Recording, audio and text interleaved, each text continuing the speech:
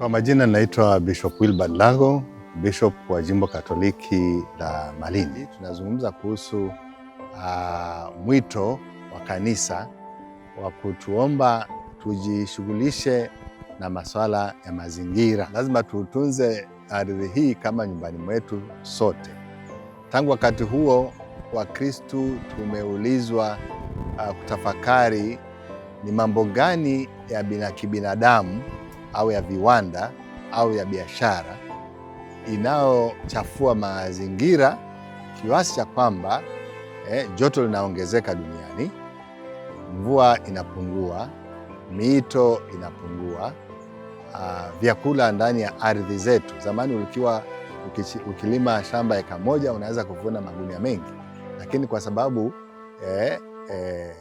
rutuba ndani ya ardhi zetu inazidi kupotea, mara nyingine kwa sababu tumetumia rutuba ya kisayansi inayotengenezwa katika viwanda, na hii imeleta madhara mengi sana kwa wakulima wetu.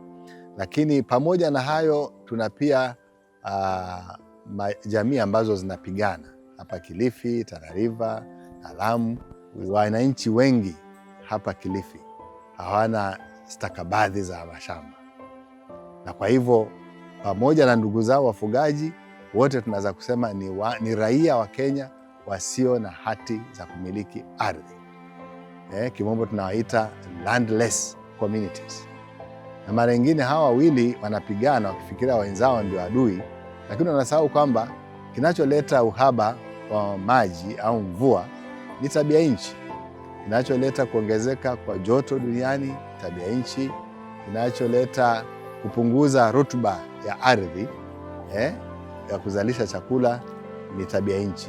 Na kwa hivyo cha muhimu sana ni kuelimisha Wakenya wengi waweze kufanya uhusiano wa karibu zaidi kuhusu mizozo iliyoko kati ya wafugaji na wakulima, lakini pia waone changamoto jinsi tabia nchi imechangia mizozo hiyo, na tunaweza kushirikiana kwa kivipi kuhakikisha kwamba mizozo hii imepungua, lakini imepungua kwa sababu tumeweza kutafuta suluhisho na kuweza kuwa na mbinu tofauti za kuboresha mazingira yetu. Na kwa hivyo tunaomba wiki ya 5 tunapotafakari kuhusu madhara ya tabia nchi ndani ya maisha yetu hapa katika jimbo la Malindi ambalo linachukua sehemu ya Kilifi County, sehemu ya Tana River County na Lamu. Tujiulize, je, raia wa kawaida ana ufahamu gani kuhusu jinsi mizozo kati ya jamii mbalimbali msingi wake ni tabia ya nchi na sio uhasama kati ya jamii moja na nyingine?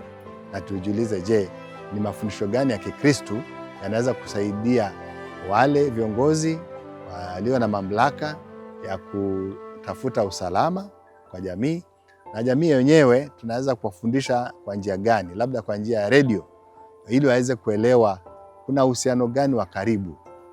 Kwa nini nyasi ya wanyama au chakula cha wanyama kinaendelea kupungua, na kwa nini maji kwa mito inaendelea kupungua?